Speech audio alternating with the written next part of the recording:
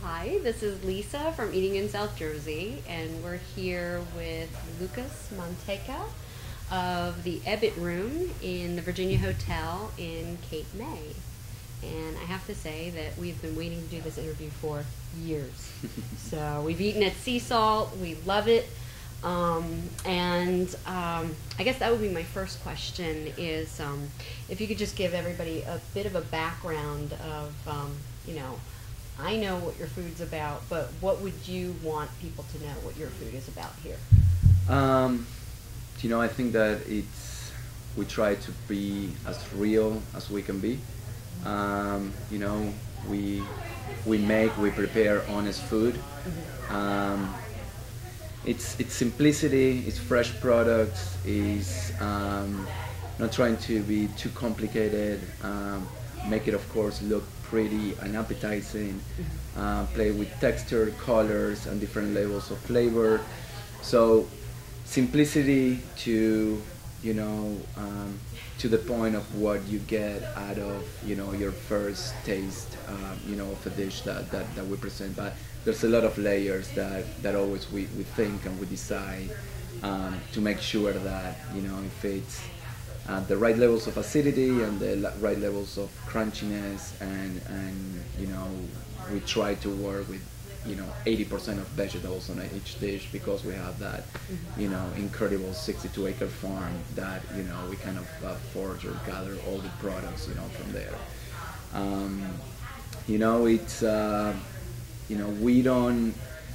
We used to, in the beginning, we went through a transition. In the beginning we were going a little bit more molecular gastronomy and making things, but then the farm kind of changed the flow of our menus. Like naturally, that change just happened, and it was, when you go to the farm and you look at the products, you're like, why you want to transform all these like wonderful ingredients? You want to keep that as pure as possible. So at the same level is, it's, you want to be creative, but at the same time you don't want to change the nature and the soul of what we're working with.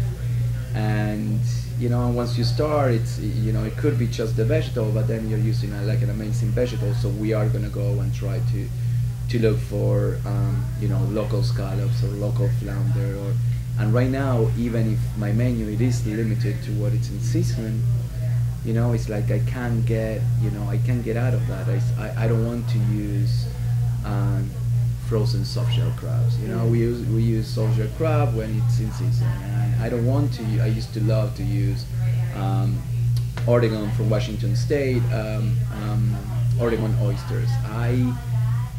Just that thought of like the product traveling and when was harvest, and we have a product that is like right around the corner, and we do local food. We play with very traditional recipes as well. We try to upscale them as far as the quality of the product is not, it's not upscaling to lose again the sense of the dish and the idea of the dish. We're scaling, making sure that we use, fresh crab, and that we use, fresh vegetables, and that we are not overpowering with, so many flavors that, you're eating a crab cake, let's say, something as simple and as popular as a crab cake.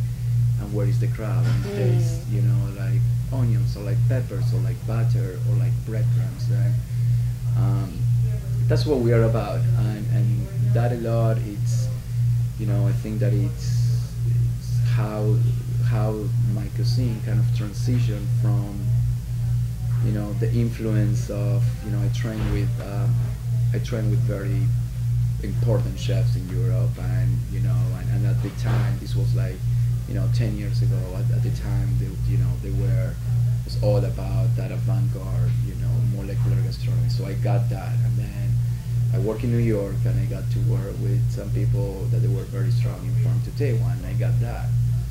And then I moved here to Jersey, and in the beginning everything was kind of interacting until I started being more hands-on in finding my products, and that's how I guess my cuisine just started to translate in something simpler, more pure, and again, it's about the product. We are not, we're not making science in the kitchen. We're cooking. It's about cooking. It's about taste, taste, taste. It's more salt and it's more lemon juice. And, we use all those ingredients to level flavors. Honey, lemon juice, orange juice.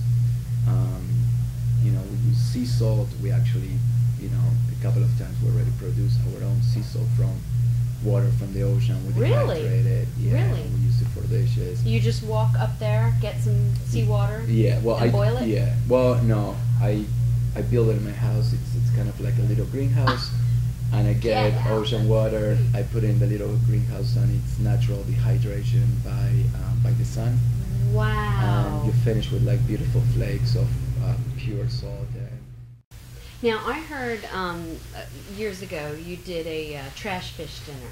They call trash fish. Right. And my family, I come from an Italian family. We owned a fish store, so I'm familiar with trash fish. Trash fish.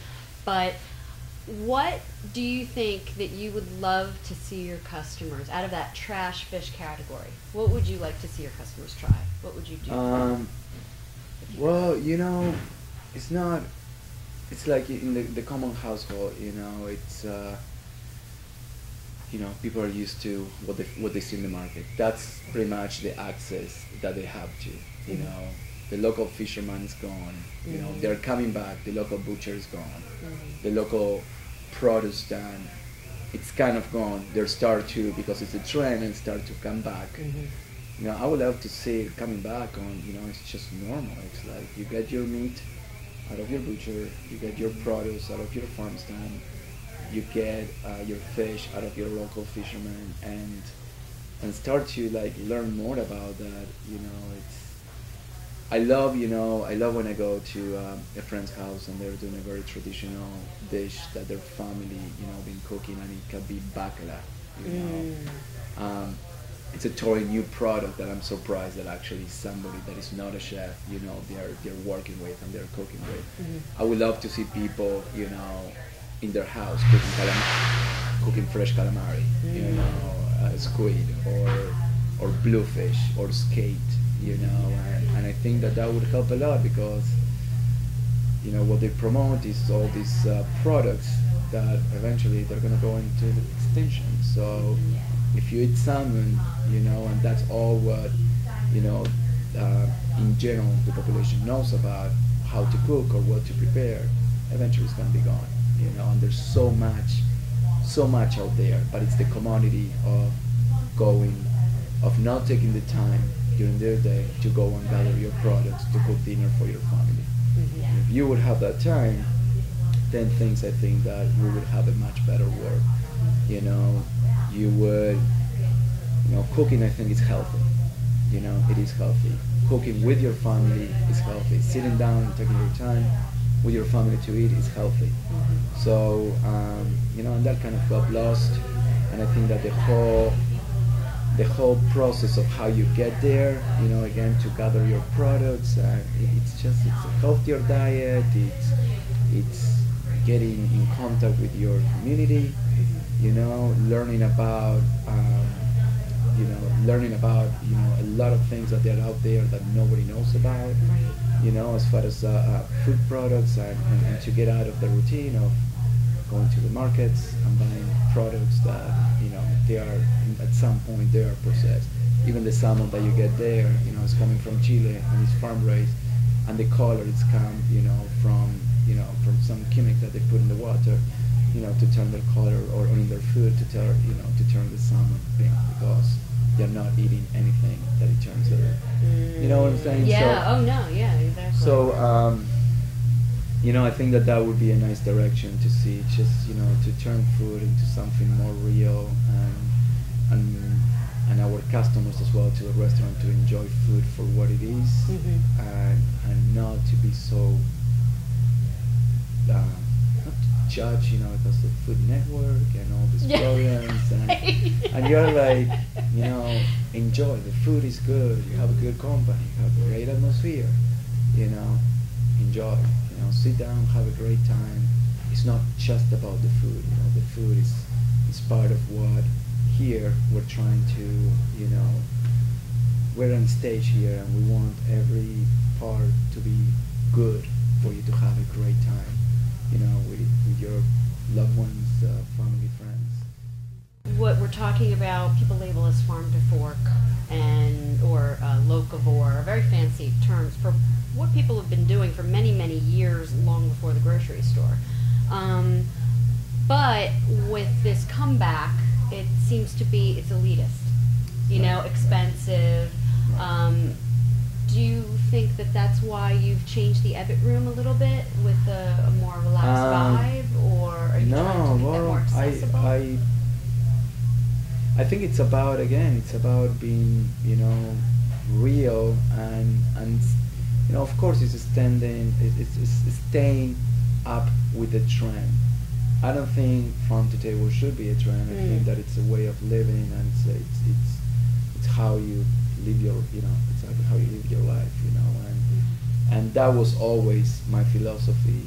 And what happened, we had an opportunity here. It was a trend. It's my philosophy, and I think that it was the right moment to bring this. We have a farm that we had it even before we decided to go farm to table for farm to fork, and it was an opportunity for us, and it got very well taken. And as well, the economy, it's another factor that we're not sure where we're gonna be tomorrow, and so we did drop the prices because of, it's because it's less labor intense, and because we are growing our own, vegetables, and because as well, as part of that philosophies, we want everybody to be able to come here and have a good time. It's not just about the special occasion. We wanted to get out of that. I mean, still we have a lot of anniversaries, a lot of weddings, a lot of proposals, but we have a lot of people coming to have fun, and it gets loud and it gets energetic, but we love it. It's in a Saturday night, the vibe, it's just incredible, and everybody's having fun, and I think that that's what it matters. It doesn't, as a chef, I want our guests to enjoy our food, to love our food, but more important for me is for them to have a good time. So I don't care if I need to change things around to as well, have the perfect setup for our guests to enjoy, because at the end, that's what it matters.